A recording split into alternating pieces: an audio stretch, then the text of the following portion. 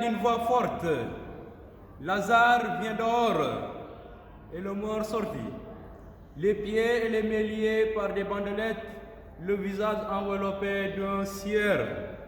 Bien, chers frères et sœurs en Christ, en ce 5e dimanche du temps de Carême, l'Église nous donne de méditer sur la miséricorde du Seigneur, dont le but principal et fondamental repose sur notre propre salut. En effet, la résurrection de Lazare nous montre la puissance du Christ sur la mort.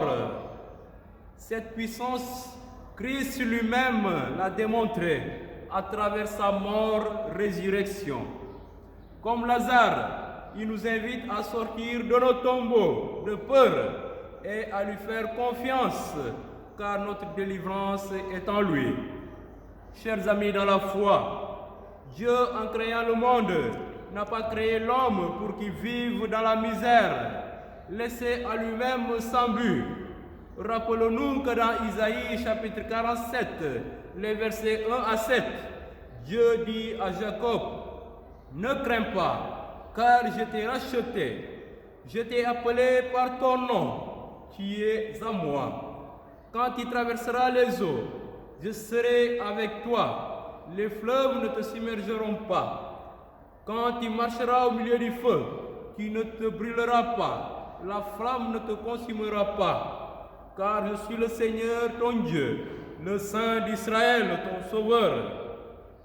Pour payer ta rançon, j'ai donné l'Égypte en échange de toi, l'Éthiopie et Séba, parce que tu as du prix à mes yeux. Tu as du prix à mes yeux, tu as de la valeur, que je t'aime.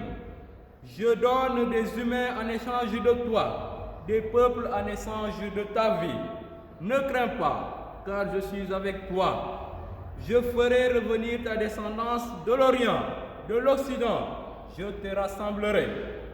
Je dirai au nord donne, et au midi ne retiens pas. Fais revenir mes fils du pays lointain, mes filles des extrémités de la terre, tous ceux qui se réclament de mon nom, ce que j'ai créé, façonné, pour ma gloire, ce que j'ai fait. Chers amis dans la foi, voilà quelques paroles rassurantes qui nous fait dire que Dieu n'abandonne jamais ses enfants. L'homme a été créé par le divin pour vivre en communion avec lui, mais aussi avec ses frères et sœurs en humanité. Face à nos inquiétudes, ne perdons jamais la foi, car il nous promet la délivrance. Notre Dieu, retenons-le, ne saura ni se tromper ni nous tromper. La seule chose qu'il nous demande, c'est avoir la foi en lui. Dans la première lecture tirée du livre du prophète Ézéchiel, que nous venons tous d'écouter, le Seigneur a eu pitié de son peuple en déportation loin de son pays et décide de leur venir au secours. C'est sa miséricorde qu'il accorde à son peuple qui crie vers lui. Dans notre page d'évangile, c'est Jésus lui-même qui vole au secours de l'homme afin de lui donner espoir et lui dire que même la mort n'a pas le dernier mot sur lui. Jésus, en partageant notre condition humaine, se fait solidaire à l'homme, même dans les moments les plus difficiles de sa vie. Toute sa vie terrestre n'avait qu'un seul but, faire connaître à l'homme l'amour de Dieu et le ramener vers lui. Marthe, la sœur de Lazare, abattue par l'épreuve de la mort de celui-ci, n'avait pourtant pas perdu la foi en Jésus-Christ. Jésus, Seigneur, si tu avais été ici, mon frère ne serait pas mort. Mais maintenant encore, je le sais, tout ce que tu demandes à Dieu, Dieu te l'accordera. Aujourd'hui, chers amis, nous vivons des épreuves difficiles, marquées par cette pandémie Covid-19, qui a freiné beaucoup d'activités, plongé beaucoup de personnes dans la peur, certains à douter même de Dieu. Dieu, chers amis, ne change pas. Il est le même hier, aujourd'hui, éternellement. Et Sainte Thérèse d'Avila nous rappelle en ces termes que rien ne te trouble mon âme, que rien ne t'effraie, car tout passe, Dieu ne change pas. C'est l'homme qui change parce qu'animé par son orgueil, sa méchanceté, cupidité et j'en passe. En ces moments que nous vivons, l'heure est à la conversion des cœurs pour mieux vivre en harmonie avec nous-mêmes, avec nos frères et sœurs et aussi avec Dieu.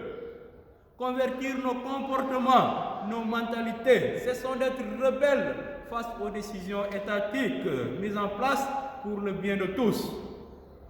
Quand l'État nous demande de respecter des mesures d'hygiène, pourquoi et au nom de quoi on fera le contraire? Quand l'État nous demande de rester chez nous pour éviter la propagation du virus, pourquoi et au nom de quoi dois-je rester toutes les heures sur les routes? Revenons à nous-mêmes, rechercher le meilleur. Nous ne sommes que des sujets, nous ne sommes pas des créateurs. Le seul qui existe, c'est Dieu lui-même. Ne pensons pas aussi que notre vie ne prendra pas fin un jour.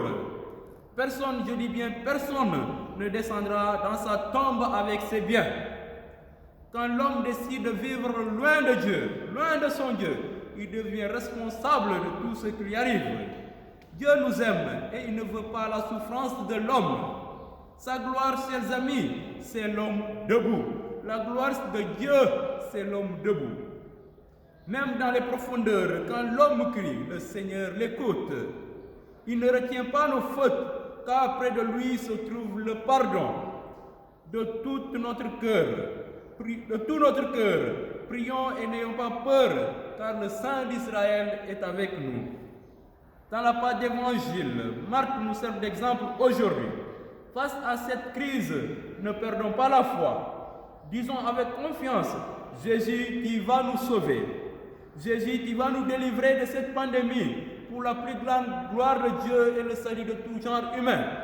Il a ressuscité des morts, il a guéri les malades, il a ouvert les yeux des aveugles, il a redonné aux boiteux les pieds. Sûr de notre foi en lui, il sauvera le monde de cette pandémie Covid-19, maintenant et pour des siècles. Amen.